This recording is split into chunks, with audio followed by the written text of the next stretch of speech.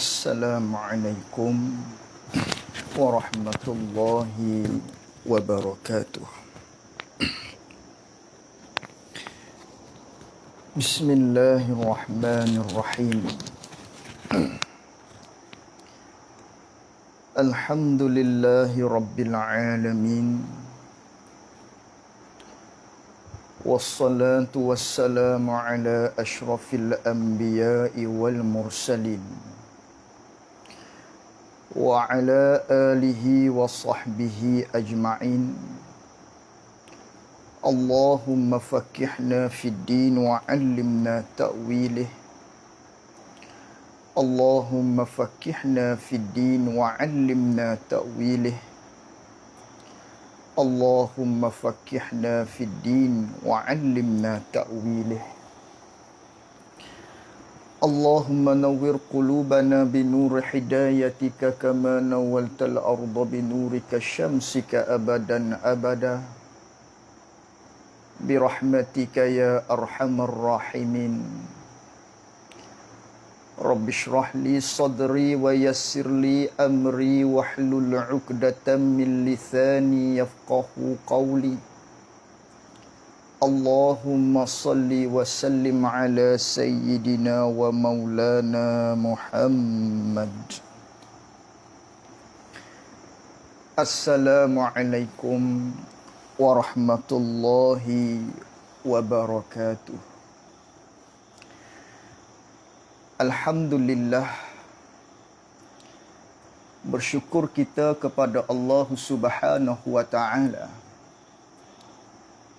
dengan limpah dan karuniaan daripada Allah Subhanahu wa taala dapat kita melangsungkan muzakarah kita menerusi kitab Faridatul Faraid bagi surau Haji Ismail, Puncak Alam, Selangor, di mana kita akan meneruskan kuliah Isyak secara online ini di dalam situasi kita masih lagi di dalam PKPB, yang mana pada malam ini kita akan sambung muzakarah kita menerusi kitab Faridatul Faraid pada halaman muka surat 15.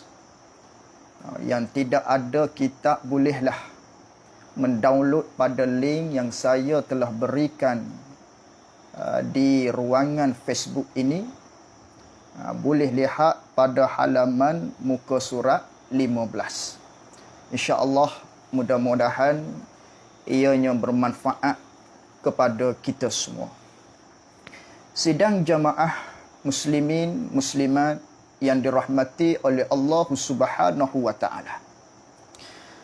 Kata pengarang rahimahullahu ta'ala, katanya Syekh Ahmad Ibnu Muhammad Zain Al-Fatani rahimahullahu ta'ala, katanya, dan kalimah yang kedua. Mana kalimah yang kedua? Iaitu kalimah yang kedua ni iaitulah Muhammad Rasulullah. Itu kalimah yang kedua. Kalimah yang kedua daripada dua kalimah. Yang mana muslimin muslimat sidang jamaah surau yang dirahmati oleh Allah Subhanahu wa taala, kita masih lagi pada perbicaraan berkaitan dengan dua kalimah syahadah, iaitulah la ilaha illallah Muhammadur Rasulullah. Maka dua kalimah ini, kalimah la ilaha illallah Muhammadur Rasulullah, terhimpun pada dua kalimah tersebut akan sekalian sifat-sifat yang bergantung dengan Allah dan juga dengan Rasul. Yang mana sifat-sifat ini telah kita belajar pada pertemuan kita yang lalu, pada bahasan-bahasan berkaitan dengan sifat-sifat Allah dan juga sifat-sifat Rasul. Maka apa yang telah kita pelajari, apa yang telah kita mempelajari daripada sekalian sifat-sifat tersebut yang bergantung dengan sifat Allah dan juga Rasul, makna kesemuanya masuk di bawah pengertian bagi makna kalimah La ilaha illallah Muhammadur Rasulullah. Yang mana pada kalimah La ilaha illallah masuk di bawahnya pengertian bagi sifat-sifat yang bergantung dengan Allah daripada segala sifat yang wajib, yang mustahil dan yang harus. 41 simpulan iman yang kita tambah, maknanya masuk di bawah pengertian bagi makna La ilaha illallah. Makna bagi sifat-sifat yang telah kita belajar, yang bergantung dengan sifat Allah Ta'ala, yang wajib, yang mustahil dan yang harus kita belajar. Makna dia terkandung di dalam makna pengertian La ilaha illallah. Iaitulah 41 simpulan iman yang telah kita belajar. Yang mana Allah ni ialah Tuhan. Tuhan ini mestilah istighna, mestilah iftiqarun ilaih. Maka di istighna yang telah kita belajar pada pertemuan yang lalu, pada pertemuan kita yang lepas, terkandung di dalamnya 23 akidah. Di dalam iftiqarun ilaih terkandung di dalamnya 18 akidah. Menjumlahkan kedua-duanya, iaitulah 41 akidah masuk di bawah makna pengertian La ilaha illallah. Kemudian kita nak bahas pula tentang kalimah yang kedua pula pada malam ini. Mana? Lalu kata pengarang rahimahullahu ta'ala Syekh Ahmad Ibnu Muhammad Zain Al-Fatani rahimahullahu ta'ala, katanya, dan kalimah yang kedua, iaitu daripada dua kalimah telah. Mana? Iaitu kalimah yang kedua ni ialah Muhammadur Rasulullah itu. Kalimah Muhammad Rasulullah ni memberi faedah, yakni kepada kita yang mendengar orang yang mengatakan Muhammad Rasulullah. Maka kalimah ni apabila orang menuturkan dengan kata Muhammad Rasulullah, memberi faedah, memberi faham kepada kita yang mendengar akan ikrar, yakni akan pengakuan seseorang. Pengakuan orang yang menuturkan dengan perkataan Muhammad Rasulullah. Beri faedah kepada kita yang mendengar akan pengakuan dia. Dia mengaku apa? Dengan risalah, dengan jadi Rasul Sayyiduna Muhammad sallallahu alaihi wasallam.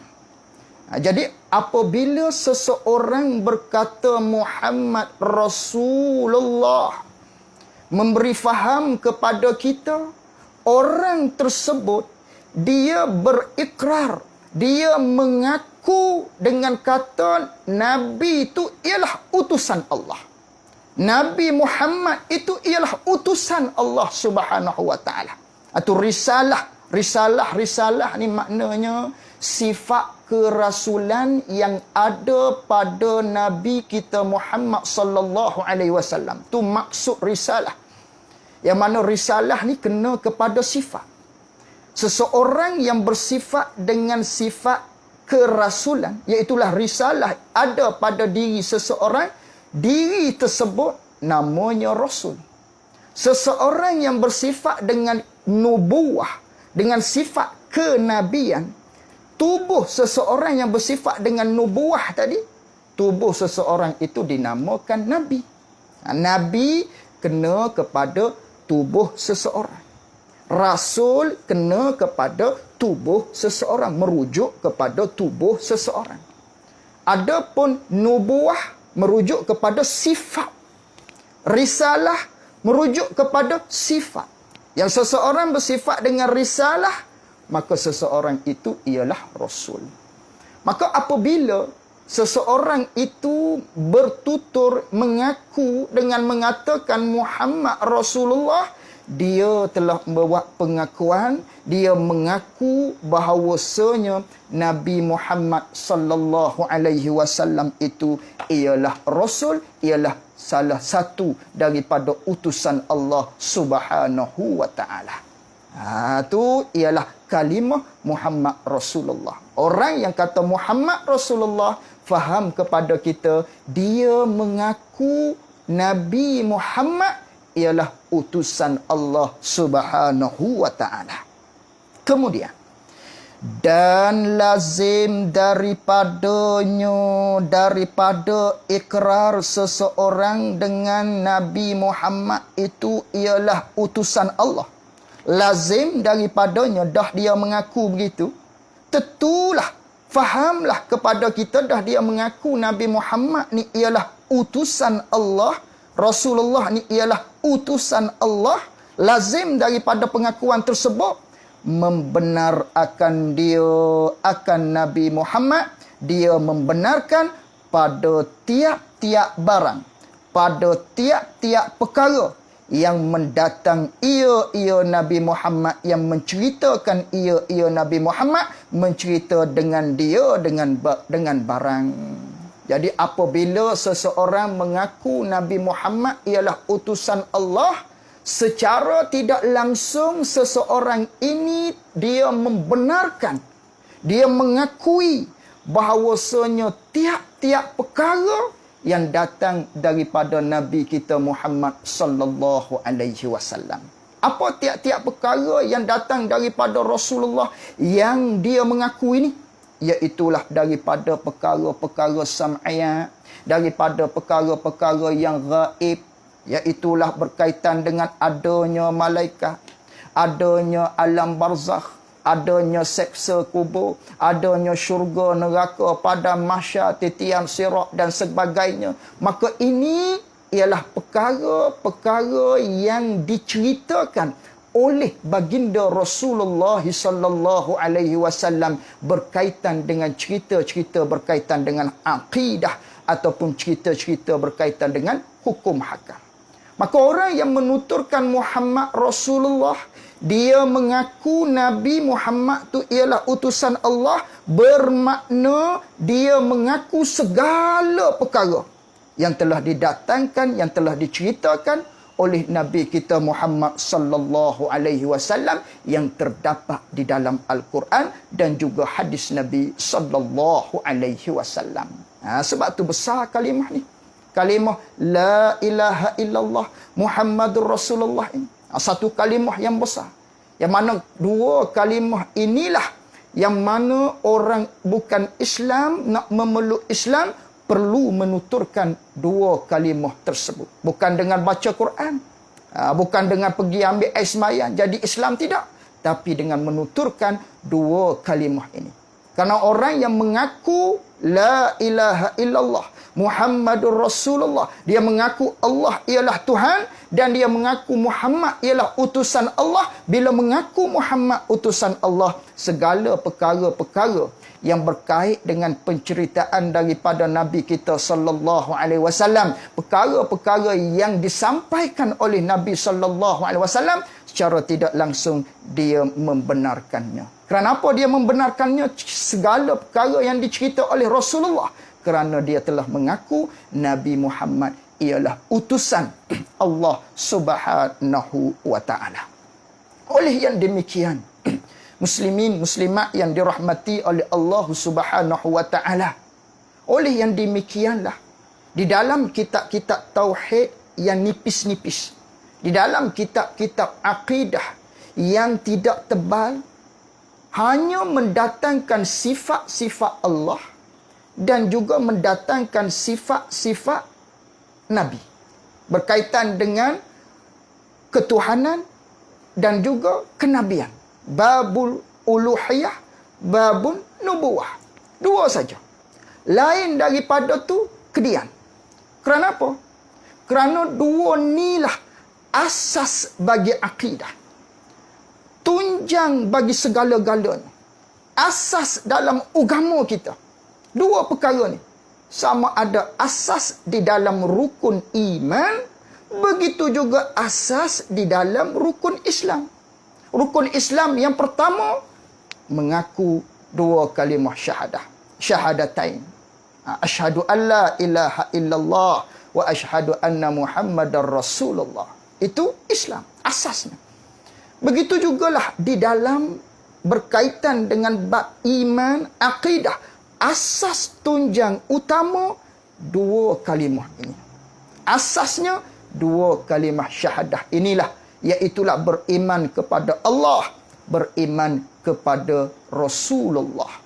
Akan tetapi di dalam rukun iman kita maklum, kalaulah kita tertibkan, yang mana tertib ini disusun oleh Nabi kita sallallahu alaihi wasallam sendiri, yang wahyu daripada Allah Subhanahu wa taala, yang mana malaikat tanya kepada Rasulullah, fa akhbirni anil iman ya Muhammad, beritahu kepada aku, khabarkan kepada aku apakah itu iman.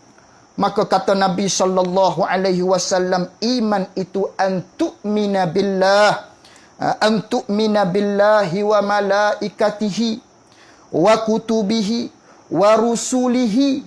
Tengok, tu'mina billah wa malaikatihi wa kutubihi wa rusulihi wal yaumil akhir, dan juga qada dan qadar.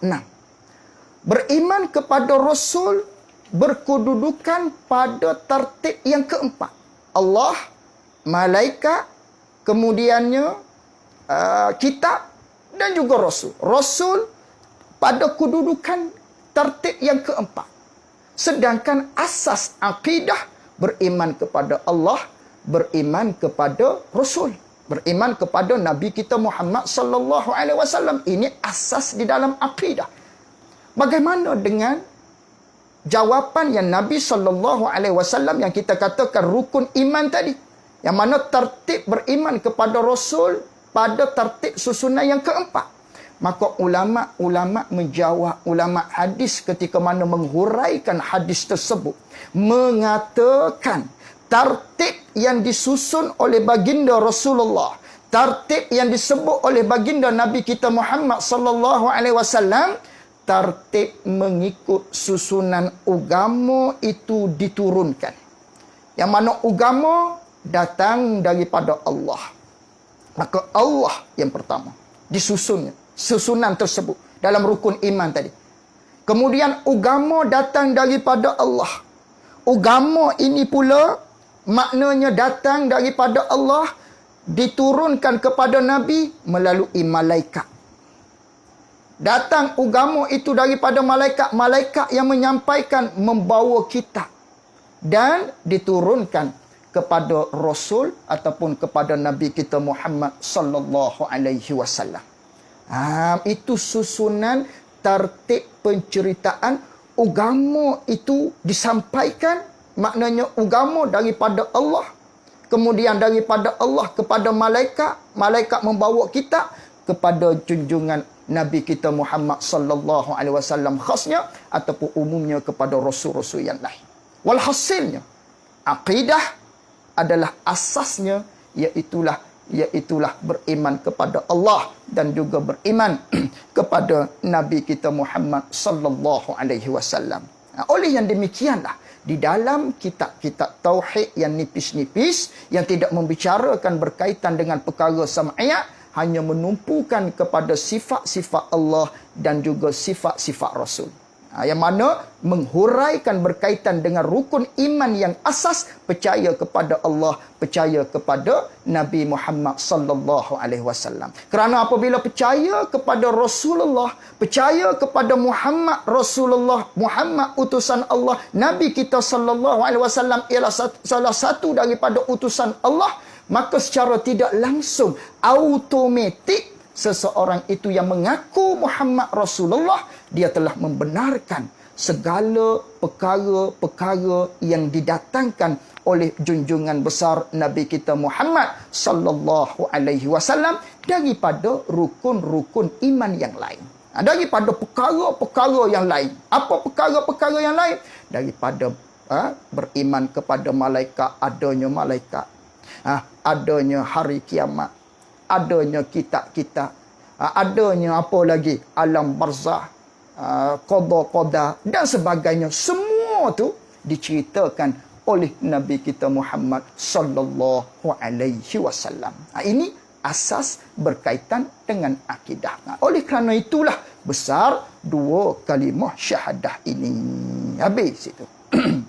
Baik. Bismillah.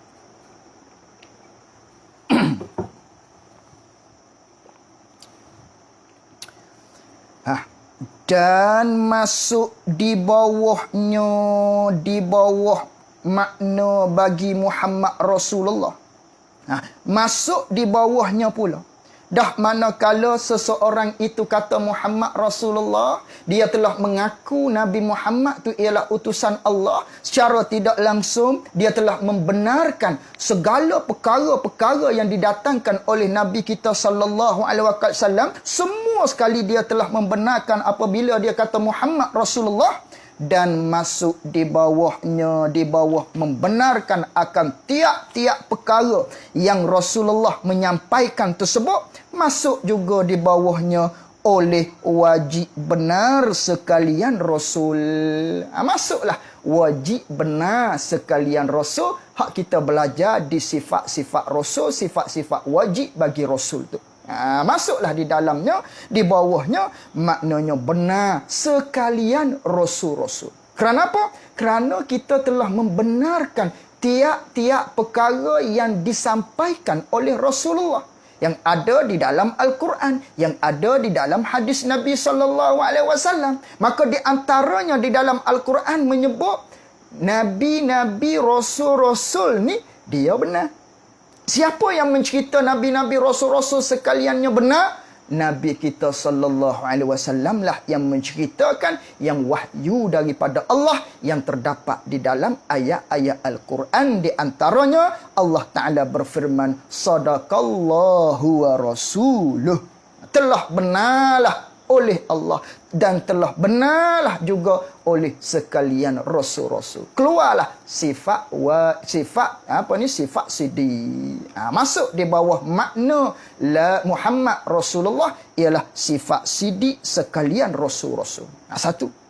Dan amanah mereka itu sekalian Rasul. Masuk juga apabila kita kata Muhammad Rasulullah, kita mengaku Nabi Muhammad ialah utusan Allah, dan secara tidak langsung kita mengaku Nabi Muhammad dengan perkara-perkara yang telah didatangkan, disampaikan oleh Rasulullah sekaliannya. Maka di antaranya Rasulullah menceritakan amanah mereka itu sekalian Rasul. Nabi cerita Rasul-Rasul ni bersifat dengan sifat amanah.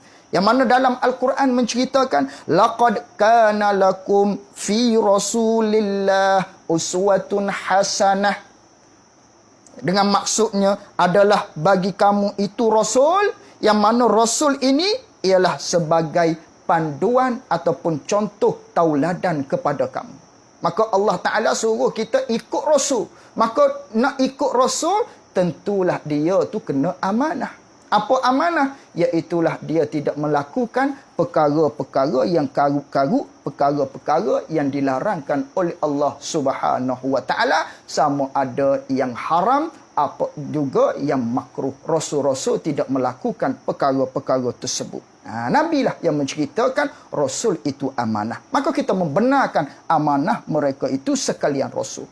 Dan fatonah mereka itu Rasul juga yang menceritakan. Rasul, Nabi-Nabi sekaliannya, Rasul-Rasul sekaliannya itu fatonah, cerdik. Ada dalam cerita-cerita Al-Quran bahawasanya menunjukkan ceridiknya Nabi-Nabi, Rasul-Rasul dalam mematahkan hujah-hujah bagi segala kaum-kaum yang ingkar terhadap ketuhanan Allah Subhanahu wa Ta'ala.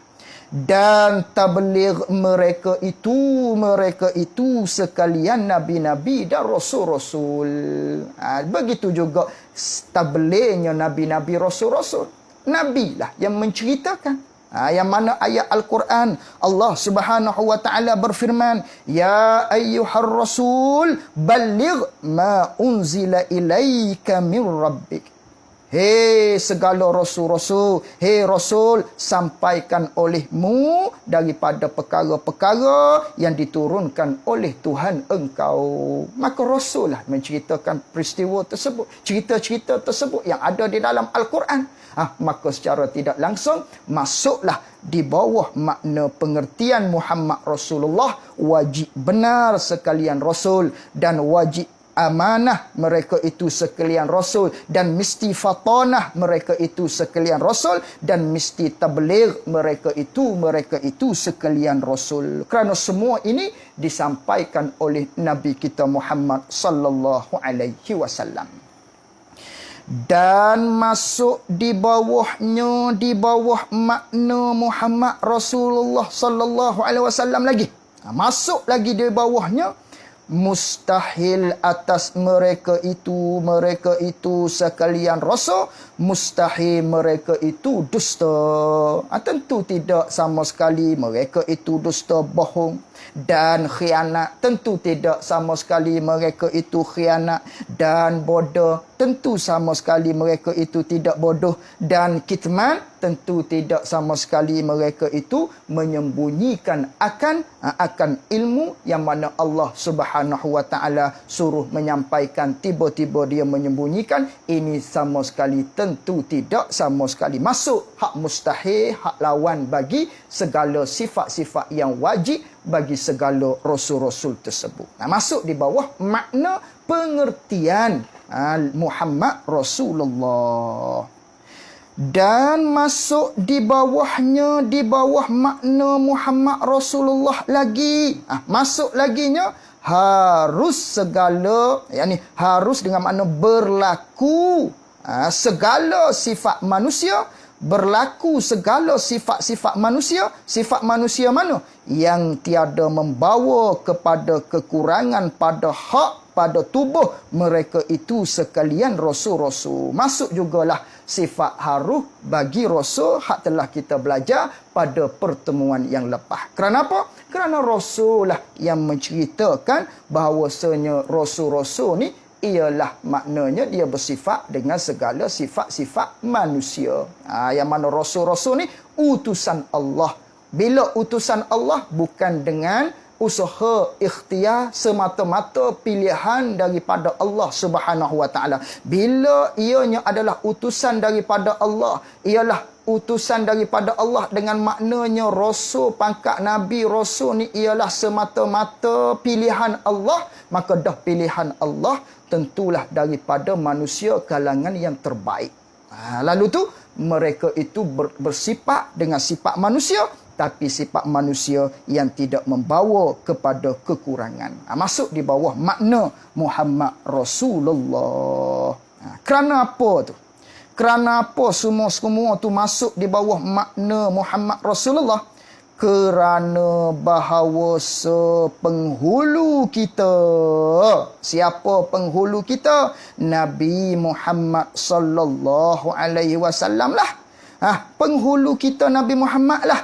Mendatangkan ia, yang menceritakan ia penghulu kita dengan wajib membenarkan demikian itu sekaliannya semua sekali. Nabi kita lah yang menceritakan, penghulu kita lah yang menceritakan. Jadi penghulu ni bukan penghulu mukim. Penghulu di sini dengan maknanya tempat ikutan. Itu panggil penghulu, tempat ikutan kita, Nabi kita Muhammad sallallahu alaihi wasallam, yang diterjemahkan daripada bahasa Arabnya Sayyidina. Itu Sayyid. Sayyid ni lah hak kita terjemahkan dengan penghulu ataupun ketua. Sebagai tempat rujukan ketua bagi kitanya, iaitulah Nabi kita Muhammad sallallahu alaihi wasallam. Yang terkadangnya orang ni dia marah kata Sayyidina. Marah panggil Sayyid. Marah maknanya menyelitkan di dalam sembahyang umpamanya dengan kalimah Sayyid, Sayyidina di dalam selawat. Marah, bid'ah dan sebagainya. Tidak. Walhasilnya Sayyid ni ialah maknanya perkara tersebut terdapat dalil-dalil daripada hadis Nabi sallallahu alaihi wasallam yang membenarkan kita memanggil ataupun menyapa, bukan menyapa, kita panggil apa? Kita menyebut Nabi kita ni dengan Sayyid terlebih dahulu untuk menghormati baginda Rasulullah sallallahu alaihi wasallam. Dalilnya banyak. Di antaranya Nabi sallallahu alaihi wasallam bersabda, "Ana sayyidu waladi Adam." Aku ialah penghulu bagi segala anak Adam. Nabi mengaku dengan mengatakan aku ni ialah penghulu. Maka oleh yang demikian, boleh kita membangsakan, kita memanggil Nabi kita sallallahu alaihi wasallam dengan panggilan Sayyid. Kerana Rasulullah sallallahu alaihi wasallam sendiri mengaku dia ialah Sayyid. Maka dibolehkan. Sama ada diboleh tu luar daripada sembahyang ataupun di dalam sembahyang. Yang mana di dalam sembahyang kita selawat kepada Rasulullah sallallahu alaihi wasallam, Allahumma salli ala sayyidina Muhammad. Boleh. Itu di dalam mazhab kita Imam Syafi'i dibenarkan. Bahkan sunat kita kata sayyid. Kerana apa? Kerana sulukul adab khair. Berjalan di atas adab ni ialah benda yang dibilang elok. Adab kita dengan Rasulullah, apatah lagi. Dengan kita sama-sama kita pun kita kena beradab. Kita dengan ayah kita. Tak boleh nak panggil ayah kita dengan panggilan nama sahaja. Nama ayah kita siapa? Abdullah. Lah, tak boleh nak panggil macam tu. Tak ada adab kita sebagai anak dengan ayah. Apatah lagi kita dengan baginda Rasulullah sallallahu alaihi wasallam. Maka berjalan di atas adab, sulukul adab khair, maka kita mengatakan di dalam selawat kepada Rasulullah, kita mencelahi dengan perkataan Sayyidina. Allahumma salli ala Sayyidina. Apatah lagi tengok di dalam Al-Quran, Allah Subhanahu wa taala menceritakan berkaitan dengan kelahiran Nabi Yahya dengan mengatakan wa sayyidan wa hasuran wa nabiyyam minas salihin. Allah Ta'ala membangsakan Nabi Yahya itu dengan sayyid. Maka itu Nabi Yahya. Apatah lagi Nabi kita sallallahu alaihi wasallam, yang mana Nabi kita sallallahu alaihi wasallam semulia-mulia makhluk dibandingkan dengan makhluk-makhluk yang lain. Nabi yang paling mulia, Nabi Yahya pun Allah Ta'ala menggunakan sayyid, panggil dengan panggilan sayyid. Apatah lagi kepada Nabi kita Muhammad sallallahu alaihi wasallam. Itu dia panggil qiyas aulawiyah. Lagi pula Nabi sallallahu alaihi wasallam pada satu kali apabila berada dengan puak-puak Ansar, kemudian datangnya sahabat Rasulullah yang bernama Sa'ad, yang bernama Sa'ad bin Mu'az. Lalu tu Nabi berkata kepada puak-puak Ansar yang lain, "Qumu ila sayyidikum. Qumu ila sayyidikum." Bangun oleh kamu kepada ketua kamu ini. Tengok, Nabi membangsakan sayyid kepada Sa'ad bin Mu'az. Begitu juga Nabi SAW kata kepada cucunya Hasan dan Husain, Al-Hasan wal-Husaini. Kata Nabi, bermula Hasan dan juga Husain, sayyidan ialah ketua syibabi ahli jannah, pemuda bagi ahli-ahli syurga. Nabi membangsakan sayyid kepada Hasan dan Husain. Nabi membangsakan sayyid kepada Sa'ad bin Mu'az. Kepada Sa'ad bin Mu'az. Apatah lagi Nabi kita sallallahu alaihi wasallam. Maka perkataan sayyid ini bukanlah satu perkataan yang masuk neraka apabila kita bertutur dengan dia sebagaimana yang didakwa oleh setengah-setengah pihak yang lain. Tidak sama sekali. Tidak sama sekali. Habis kat situ. Baik. Itu sayyid. Baca molek. Baca elok-elok. Sayyidina. Bukan sayyidina. Sayyidina. Sayyidina permainan. Adapun sekarang penghulu kita. Penghulu ni sayyid. Sayyid. Itu bacaan yang betul. Bukan sayyidina, tidak.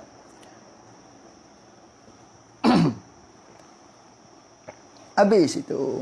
Ni bid'ah ni dia musim-musim. Mari musim tu bid'ah. Datangnya musim Maulid, dia kata bid'ah Maulid.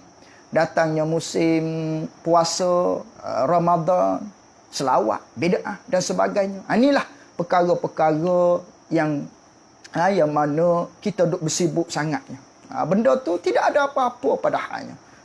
Sedangkan maknanya kefahaman kita berkaitan dengan bid'ah itu tentang konteks hadis tersebut tu salah.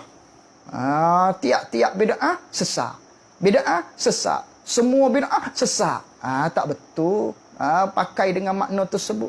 Yang mana hadis Nabi SAW yang mengatakan kullu bid'atin dalalah wa kullu dalalatin finnar. Dengan maksudnya tiap-tiap perkara bid'ah itu ialah sesat dan tiap-tiap yang sesat itu ke dalam neraka. Lalu tu ditafsirkan kullu dengan makna semua. Itu tidak betul. Kullu dengan makna semua. Kullu dengan makna jami' semua sekali. Tak betul. Terjemuh dengan kata semua sekali. Kullu di sini ulama membahaskan kullu dengan makna majmu'. Bukan semua, akan tetapi kebanyakan. Bukan semua, kebanyakan. Kerana apa? Kerana di dalam Al-Quran kita dapat memahami maknanya kullu ni bukan dengan makna semua. Ada perkataan kullu bukan dengan makna semua. Misalnya di dalam Al-Quran menceritakan tentang kisah Nabi Khidir dengan Nabi Musa alaihi salam. Yang mana Nabi Khidir ialah guru kepada Nabi Musa. Apabila Nabi Musa diajak oleh Nabi Khidir untuk menaiki perahu, lalu tu Nabi Musa bersama-sama dengan Nabi Khidir berada di dalam perahu. Pada ketika itu Nabi Khidir telah pun merosakkan perahu yang dinaikinya. Kemudian Nabi Musa tanya, kerana ianya bercanggah dengan syariat, telah merosakkan harta orang lain. Lalu tu Nabi Musa tanya, Hei Khidir, kerana apa kamu merosakkan maknanya perahu tersebut? Kemudian diceritakan di dalam Al-Quran, maknanya wa kana wara'ahum malikun ya'khuzu kulla safinatin ghasba. Atau ayat Quran menceritakan. Ayat Quran menceritakan bahawasanya Nabi Khidir kata ada raja yang zalim yang akan datang, dia akan merampas, dia akan mengambil semua perahu. Semua perahu itu. Kulla safinah. Semua. Kulla sama. Kataan Al-Quran menyebut semua. Kullu. Maka ulama tafsir sepakat. Kullu di dalam ayat tersebut. Semua perahu ni bukan dengan makna semua sekali, tidak. Tapi kebanyakan perahu. Raja yang zalim, dia akan mengambil kebanyakan perahu. Yang mana perahu yang elok-elok dia akan ambil. Adapun perahu yang tidak elok, raja yang zalim tadi dia akan tinggalkan, dia tak ambil. Oleh yang demikian, Nabi Khidir tadi dia pun mencucuk ataupun merosakkan sedikit perahu tersebut agar tidak diambil oleh raja yang zalim tadi. Jadi dalam Al-Quran menggunakan perkataan kullu, tapi bukan dengan makna semua, tetapi dengan makna kebanyakan. Begitu jugalah hadis Nabi SAW tadi yang berkaitan dengan kullu bid'atin. Kullu bukan dengan makna jami' semua, tapi dengan makna majmu'. Dengan makna kebanyakan. Kebanyakannya bid'ah itu ialah sesat. Kebanyakan, bukan semua. Bukan semua. Baik. Habis itu, jadi Rasul-Rasul lah, Nabi kita SAW lah yang menceritakan sekalian perkara-perkara yang tersebut tadi. Habis itu. Maka ini mana? Ini sidik, amanah, fatanah, tabligh dan mustahil lawannya tadi. Dan hak haruh tu.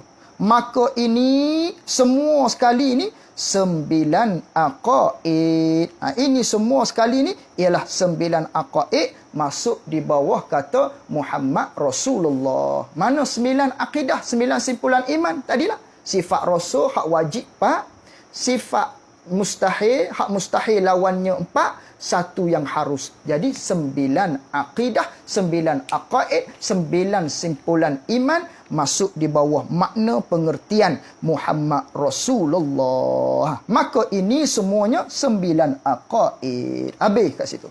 Maka apabila dihimpun akan 9 aqaid ini. 9 aqaid ni apabila dihimpunkan, hak bersabit dengan Rasul ni ada 9 semua tadi. Kalaulah kita himpun di mana? Kepada barang yang telah lalu. Kalau kita himpun, kita campurlah maknanya. Kita campur, kita himpun 9 akidah ni kepada barang yang telah lalu, kepada barang yang telah lalu, yakni pada sifat-sifat yang telah lalu, hak berkantung dengan Allah. Ada berapa? 41 akidah. Hak dulu tu, hak di la ilaha illallah tu. Maka kalau kita campur dengan Muhammad Rasulullah 9 ni, 9 campur 41, nascaya adalah sekalian perkara tersebut 50 akidah. Maka semua sekali jumlahnya 50 akidah. Bila kita campur la ilaha illallah Muhammad Rasulullah di bawah la ilaha illallah 41 akidah, di bawah makna Muhammad Rasulullah 9 akidah, 41 campur 9 tambah 9 menjumlahkan semuanya, makna di bawah la ilaha illallah Muhammad Rasulullah ini ada 50 akidah sekaliannya. Jadi menjumlahkan 50 akidah. Jadi 50 akidah inilah di atas jalanan yang masyhur. Di atas jalanan yang masyhur, maknanya la ilaha illallah Muhammadur Rasulullah menghimpunkan 50 akidah di bawahnya. Menghimpunkan 50 akidah di bawahnya. Ini kata jalanan 50 akidah ni terhimpun sekaliannya di bawah makna la ilaha illallah Muhammad Rasulullah ni 50 akidah. Jika kita berkata, ini dia nak hurai dah ni, dia nak bilang saja ni. Jika kita berkata, siapa berkata? Ulama berkata, yakni jika kita berlaku di atas pandangan ulama yang berkata dengan subuh ahwal, dengan menyabitkan ahwal. Apa menyabitkan ahwal? Yang menyabitkan sifat-sifat ahwal. Yang mana sifat, kategori sifat. Hak kita belajar dulu, jangan kita lupa. Yang pertama namanya sifat subutiyah. Sifat subutiyah ni wujud, kidam, baqa, mukhalafatuhu ta'ala lil hawadis, qiyamuhu bin nafsi, wahdaniyah. 6 ini dinamakan sifat subutiyah. Sifat yang bangsa sungguh. Kedua, ada namanya sifat wujudiyah. Sifat yang bangsa ada. Mana sifat yang bangsa ada? Qudrah, iradah, ilmu, hayat, sama, bahasa, kalam. 7. Ini dia panggil sifat wujudiyah. Sifat ma'ani. Yang ketiga, sifat ahwal, sifat ma'nawiyah. Hak 7 tu. Kaunuhu qadiran hinggalah kaunuhu mutakalliman. Jadi hak bilang 50 akidah ni, jika kita berlaku pada pandangan ulama yang menyabitkan sifat ahwal, yang menyabitkan sifat kaunuhu tu, kaunuhu qadiran hingga kaunuhu mutakalliman, dengan maknanya hak ulama bilang 20. Hak ulama bilang 20 dan dengan ketiadaan sifat idrak dan sifat takwin. Yakni jangan kita tambah, jangan kita himpun dengan sifat idrak dan sifat takwin.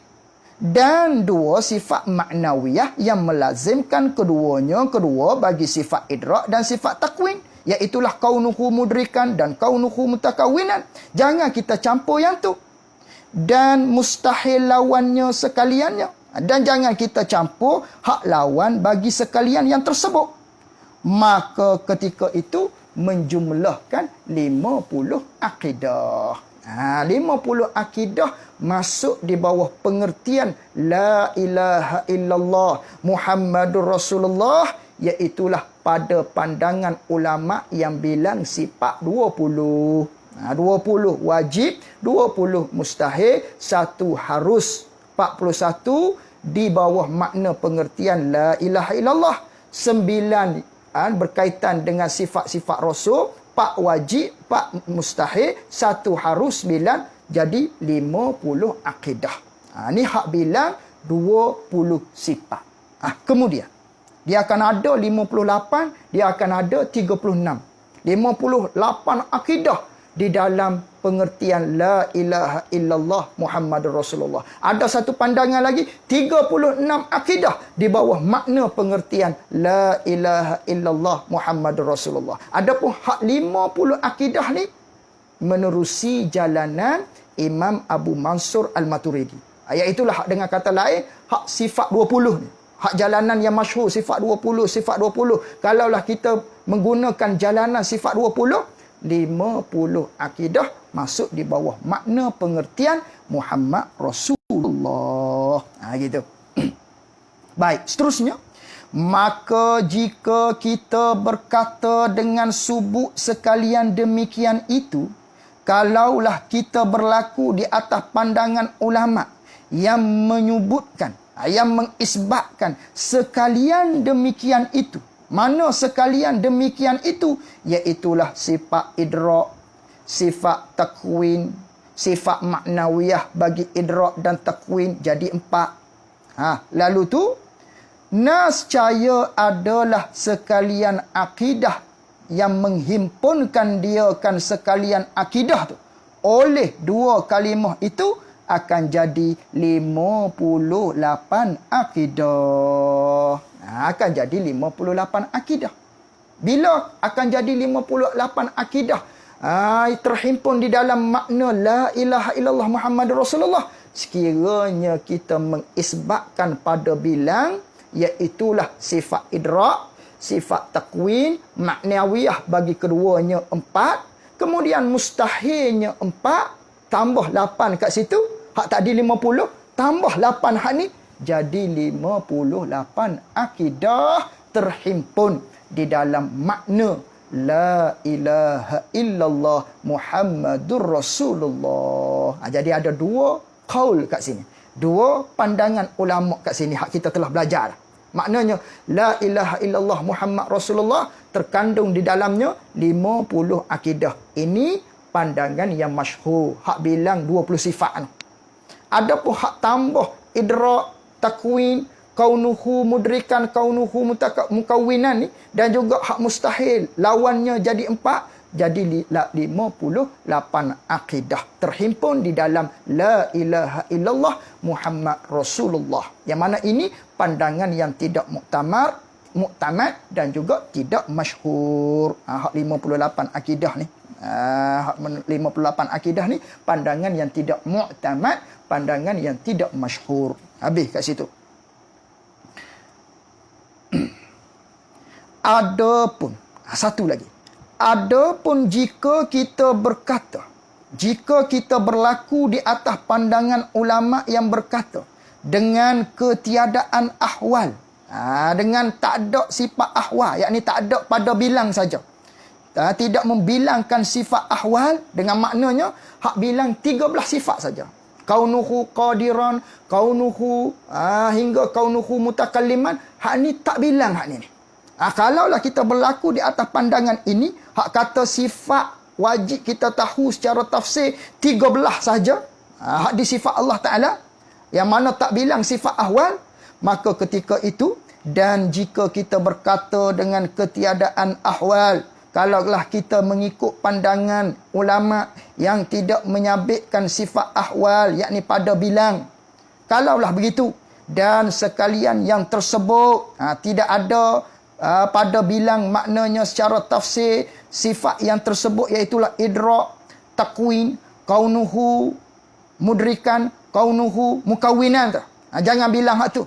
Maka adalah perhimpunannya 36 jua. Maka perhimpunannya perhimpunan makna la ilaha illallah Muhammad Rasulullah terkandung di dalamnya hanya 36 akidah.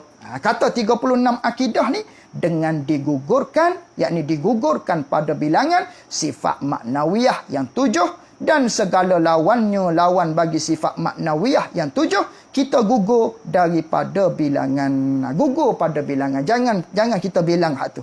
Tiada kita gugur daripada i'tiqad. Adapun pada i'tiqad kita tak menggugurkan, kita tak buang hak ni. Hak ni masuk di dalam secara ijmal kita beriman. Yang mana sifat ahwa, sifat-sifat takwin, idrak, kaunuhu, mukawinan, hak mengikut dia tu, hak ni kita beriman secara ijmal.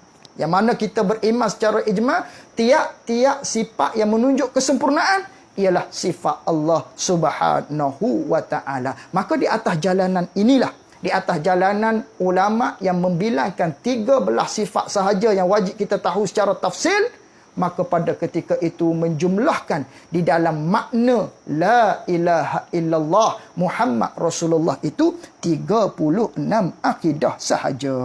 Habis kat situ.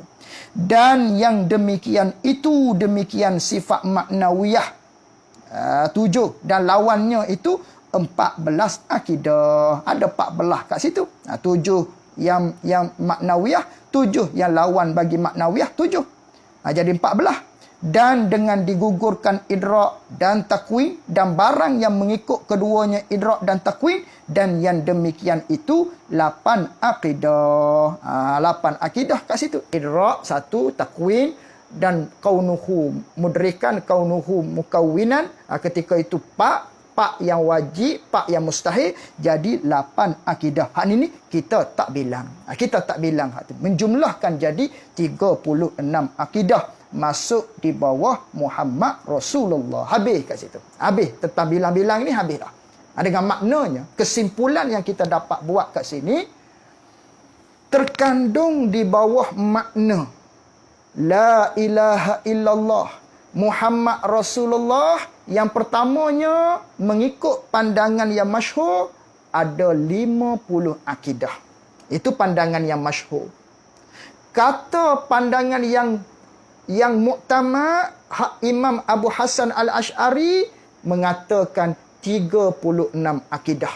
Masuk di bawah makna la ilaha illallah Muhammad Rasulullah. Satu pandangan lagi, pandangan yang ketiga, yang tidak masyhur, yang tidak muktamad, iaitulah 58 akidah masuk di bawah pengertian makna la ilaha illallah Muhammad Rasulullah. Itu yang kita dapat ambil kesimpulan daripadanya. Habis kat situ. Baik.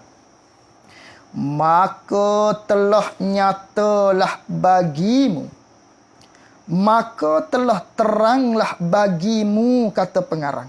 Nyatalah bagi kita bahawa sedua kalimah ini, iaitulah la ilaha illallah Muhammadur Rasulullah ni. Dua kalimah ini mengandung akan sekalian aqaid yang terdahulu. Terkandung di dalam makna la ilaha illallah Muhammad Rasulullah ni, terkandung, termasuk habis, ataupun kita panggil memberi faham kepada kita akan sekalian akidah-akidah, sekalian simpulan-simpulan iman yang telah terdahulu, iaitulah yang berkaitan dengan sifat-sifat Allah dan juga sifat-sifat Rasul tadi.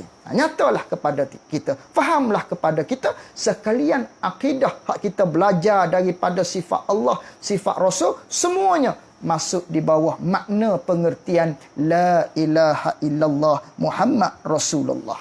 Bahkan sekalian hukum itu, bahkan bukan setakat sekalian akidah yang berkantung dengan sifat Allah, sifat Rasul saja masuk di bawah makna la ilaha illallah Muhammad Rasulullah. Bahkan sekalian hukum itu, sekalian ketetapan Allah, sekalian hukum syarak, semuanya masuk di bawah Muhammad Rasulullah. Segala-galanya masuk di bawah Muhammad Rasulullah. Masuk di bawah kalimah Muhammad Rasulullah. Semua sekali. Termasuklah bergantung dengan ketuhanan tadi. Termasuk bergantung dengan ketuhanan ini masuk di bawah makna bagi Muhammad Rasulullah. Hingga berkata setengah ulama, hingga berkata setengah pandangan ulama, yakni ulama tauhid kata macam mana? Bermula Muhammad Rasulullah itu, dia banding Muhammad Rasulullah ni ialah laut yang meliputi seumpama dengan laut yang luas. Muhammad Rasulullah, kalimah Muhammad Rasulullah, bandingan ulama, bandingan setengah ulama, seperti laut yang sangat-sangat luas. Dah begitu? Dan la ilaha illallah itu, kalimah la ilaha illallah itu ialah satu titik daripada laut yang luas tadi. Muhammad Rasulullah tu laut yang luas diumpamakan. Adapun la ilaha illallah satu titik daripada laut yang luas tadi. Yang mana laut yang luas tu Muhammad Rasulullah. La ilaha illallah satu titik daripadanya. Apa maksud? Bukan mengecil-ngecilkan Allah. Tidak ni. Jangan kita salah faham. Di sinilah ramai hak salah faham ni. Di antaranya mereka yang dikatakan dengan puak-puak Wahabi ni. Puak-puak yang anti sifat 20 ni. Dia korek. Dia tengok dengan baca. Dia kata tengok. Syekh Ahmad ni sesat. Kata maknanya mengagung-agungkan Muhammad Rasulullah lebih daripada Allah Ta'ala. Dia tak faham. Bukan maksud tu. Di sini maknanya la ilaha illallah. Hak kita meyakini Allah ialah Tuhan kita. Yang kita duk tahu sifat-sifat Allah. Semua ni mari daripada mana? Mari daripada Rasul yang memberitahu. Itu makna. Maka oleh yang demikian, kita yakin Allah ada. Kita yakin Allah Maha Kuasa. Ini semua puncanya datang daripada Nabi kita sallallahu alaihi wasallam lah yang menyampaikan semua tersebut. Rasulullah lah yang menceritakan kepada kita Allah ada. Rasulullah lah yang menceritakan Allah Maha Kuasa dan segala-galanya. Maka inilah yang dikatakan oleh setengah ulama tadi, Muhammad Rasulullah bandingnya seperti laut yang luas. La ilaha illallah itu satu titik daripadanya. Bukan mengurangkan Allah, tidak. Akan tetapi nak menceritakan tentang ketuhanan ataupun keyakinan kita kepada Allah ini. Allah ada, Allah Maha Kuasa dan sebagainya. Ini pun ialah daripada Nabi kita sallallahu alaihi wasallam yang menyampaikannya.